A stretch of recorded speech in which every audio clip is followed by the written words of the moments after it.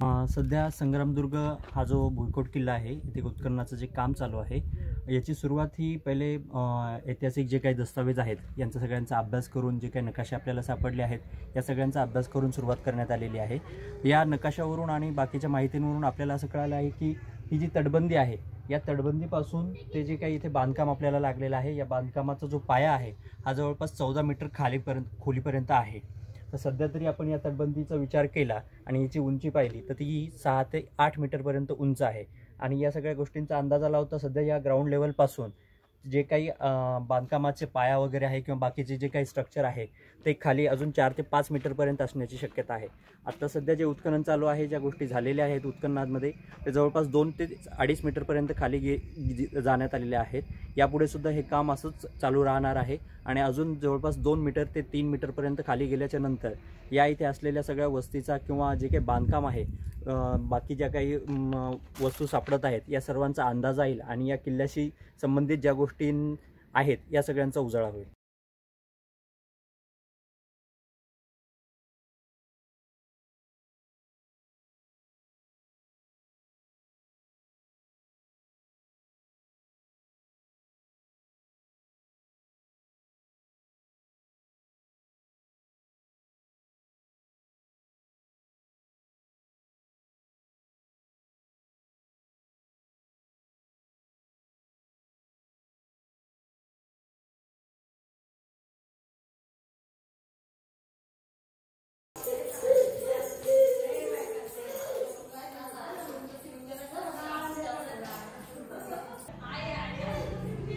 हा जो हातामध्ये दिसतोय तो अर्धवट तुटलेला लोखंडी तोफगोळा दिसतोय जो उत्खननामध्ये मिळाला आहे।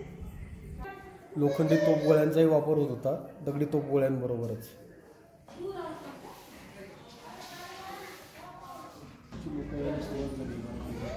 खूप लोक आहेत।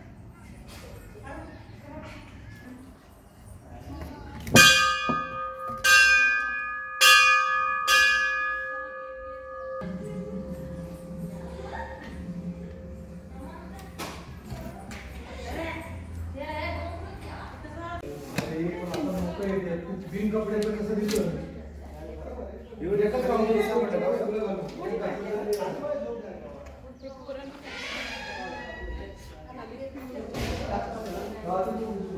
त्या पिशवीच्या खाली ब्रश असतील बघ हे बरं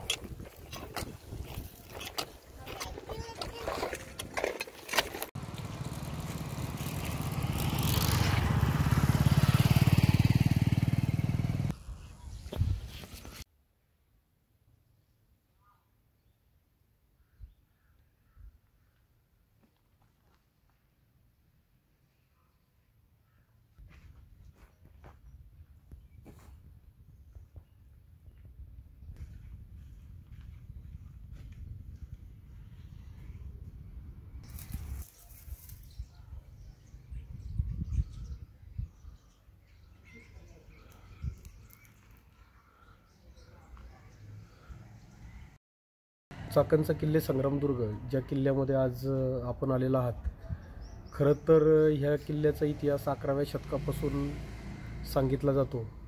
सर्वप्रथम बहामनी लोकांनी या ठिकाणी शासन करण्यासाठी चाकणमध्ये ज्यावेळेस सुरुवात केली तर या ठिकाणी जी मंदिरं होती इथे शिवपुरी आणि विष्णुपुरी अशी मंदिर शृंखला होती।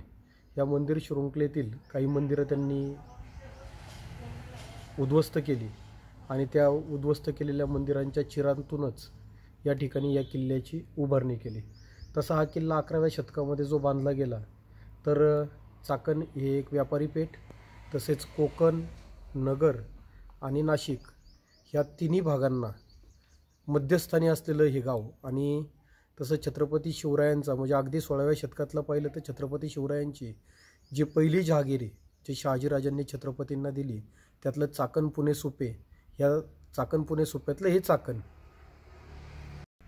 चाकणचा किल्ले संग्रामदुर्ग हा ज्या पद्धतीने छत्रपती शिवाजी महाराजांना म्हणजे महाराज छत्रपती होण्यापूर्वी शहाजीराजांनी त्यांना राज्यकारभाराचे धडे मिळावेत यासाठी जहागिरीने दिलेला हा प्रदेश आणि ह्या किल्ल्याची किल्लेदार फिरंगोजी नरसाळा यांच्याकडे होती.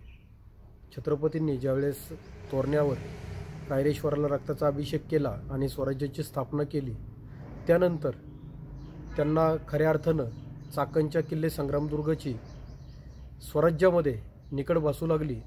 त्या उद्देशाने त्यांनी चाकणच्या किल्ले संग्रामदुर्गकडे पाहिले असता चाकणच्या किल्ले संग्रामदुर्गचे किल्लेदार फिरंगोजी नरसाळा यांना त्यांनी साकडं घातलं की तुम्ही स्वराज्यात सामील व्हा. पूर्वी बरेचसे सरदार हे एकतर लढाई करून स्वराज्यात सामील झाले किंवा काहींनी स्वतःहून स्वराज्याच्या कामी येण्याचं ठरवलं.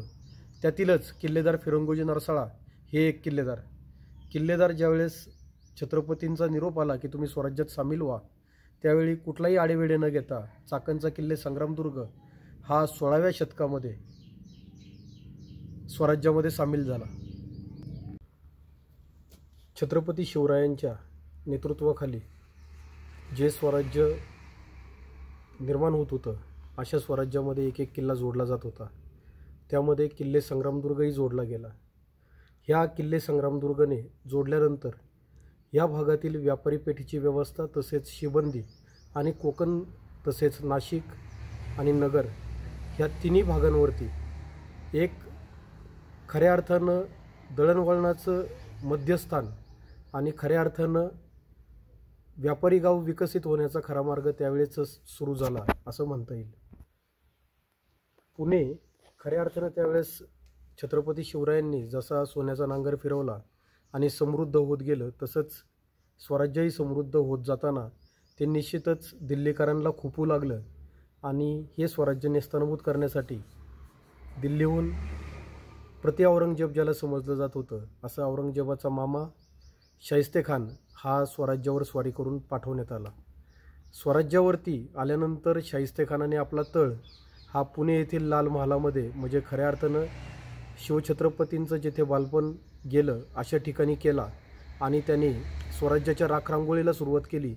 आणि नेमकं त्याच वेळी छत्रपती शिवाजी महाराज सिद्धीच्या वेढ्यामध्ये पन्हाळ्यावर अडकलेले होते. खऱ्या अर्थानं शाहिस्तेखान त्यावेळी नुकताच कुठेतरी सुगीचे दिवस सुरू होणार होते आणि तो गाढवाचा नांगर फिरवण्यासाठी आतुर झाला होता स्वराज्यावरती. अशावेळी त्याचं लक्ष एकाच दिवसात घेण्यासारखा किल्ला म्हणून चाकणच्या किल्ले संग्रामदुर्गवर गेलं. खानाला माहिती होतं की मराठ्यांना फक्त डोंगरी किल्ल्यांच्या आधारानेच लढता येतं, जमिनीवरचे किल्ले त्यांना लढता येत नाहीत. म्हणून हा किल्ला एक दिवसासाठी आपल्याला खूप झाला ह्या ईर्षेने शाहिस्तेखान चाकणच्या किल्ले संग्रामदुर्गवरती येऊन थडकला. खऱ्या अर्थानं जमिनीवरील किल्ला आणि तोही ज्यावेळी शाहिस्तेखानाच्या समोर छातीचा कोट करून उभा राहिला तब्बल 56 दिवस हा किल्ला घेण्यासाठी शाहिस्तेखानाला झगडावं लागलं. हा झगडा सुरू असताना शाहिस्तेखान 56 दिवस चाकणच्या भूमीमध्ये अडकून पडला जिथे स्वराज्याची राखरांगोळी होण्यापासून वाचली. खऱ्या अर्थानं स्वराज्य त्यावेळेस राखरांगोळीपासून वाचलं कारण की छत्रपती शिवाजी महाराज त्यावेळी पन्हाळ्याच्या वेढ्यात होते. हा झाला ऐतिहासिक संदर्भ. परंतु ह्या संदर्भाबरोबरच चाकणच्या किल्ल्याने अनेक आव्हानं झेलली. आज खरं तर 16व्या शतकानंतर आज आपण 21व्या शतकाकडे वाटचाल करत असताना आज गेली जवळजवळ 500 वर्ष या किल्ल्याने पुन्हा त्याचं पुनरुज्जीवन होईल म्हणून वाट पाहिली. कुठेतरी आता ही सुरुवात झाली आहे. किल्लेदार फिरंगोजी नरसाळा स्मारक प्रतिष्ठान व समस्त गावकरी चाकण पंचक्रोशी यांच्या पाठपुराव्यानंतर सलग त्याच्यामध्ये सातत्य ठेवल्यानंतर आज महाराष्ट्र शासनाने या किल्ल्याचं उत्खनन करण्यासाठीचा निर्णय घेतला. स्थानिक आमदारांच्या वतीनं या उत्खननासाठी विशेष बाब म्हणून 5 लाखाचा निधीसुद्धा मिळाला. त्यापूर्वीच्या आमदारांनी या किल्ल्याच्या काही पडझड झालेल्या भिंतींच्या पुनर्रचनेसाठी 1 कोटीचा निधी मिळवून दिला होता. हे करत असताना पुढे पुढे जात असताना कुठेतरी या किल्ल्याची शास्त्रोक्त माहिती आपल्यापर्यंत मिळावी या उद्देशाने प्रयत्न सुरूच होते. त्यातून डेक्कन कॉलेज जे आपलं पुरातत्वाचा अभ्यास करते त्यांच्या माध्यमातून आम्हाला 1818 साली तयार झालेला ह्या किल्ल्याचा नकाशा मिळाला. त्या नकाशावरनं काही शास्त्रीय अभ्यास केला असता असं समजलं की ह्या किल्ल्याची उंची ही निश्चितच आत्ता दिसतीये त्यापेक्षा खूपच मोठी होती आणि अंतर्गत खोलीही खूप मोठी होती. मग हे सर्व जर उजेडात आणायचं असेल तर या किल्ल्याचं उत्खनन होणं हे खूप गरजेचं होतं की जेणेकरून खरा इतिहास लोकांच्या समोर येईल.